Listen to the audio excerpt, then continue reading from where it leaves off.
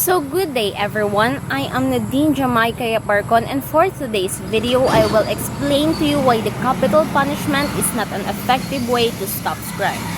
So this essay has the title that "Is capital punishment an effective way to stop crime?" So capital punishment, also known as death penalty, is a very controversial topic. One of the main question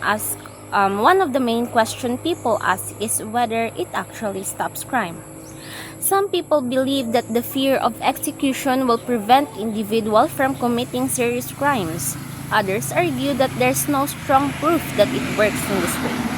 So in this essay, I will explain to you both sides and show you why capital punishment is not an effective way to prevent crime.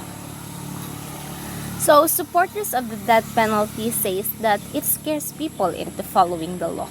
They believe that if criminal knows that they could be executed for serious crimes like murder, then they will think twice before doing it.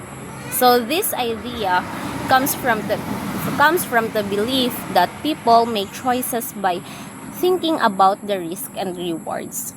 So if the risk is death, then the fewer people will take the chance. So, some studies seem to support this view. For example, one study found that murder rates were lower in a place where death penalty was used. This has been used to argue that capital punishment helps reduce violent crimes. But many other studies do not support this claim. In fact, a major report in National Research Council in 2012 found no strong evidence that death penalty reduce violent crimes or reduce crimes. Also, many countries that do not use death penalty like Canada and many in Europe still have low crime rates. So this shows that it's possible to keep crime down without using capital punishment. Another problem with the argument is that many crimes are not planned. Murders often happen or in a heat of moment, during arguments, or when someone is drunk or using drugs. So in these cases, people are not thinking clearly about the consequences. So the threat of being executed probably does not stop them from acting violently. There are also serious moral and practical issues with the death penalty.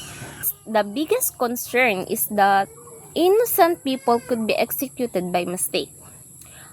Over the years, there have been many cases where people were found innocent after spending years in death row.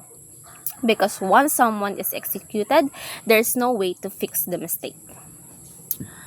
So capital punishment is also very expensive. Trials and appeals in death penalty cases take a lot of time and money. Much more than cases where the punishment is life in prison. So this money could be better used in ways that actually help reduce crime, like improving schools, supporting communities, or helping victims. Right? So in conclusion, while some believe that the death penalty can stop crime, the fact do not support this idea, because most crimes are not planned out in a way that would be affected by fear of punishment. So, there are also big concerns about the fairness, cost, and the chance of killing innocent people. So, a better option would be life in prisons,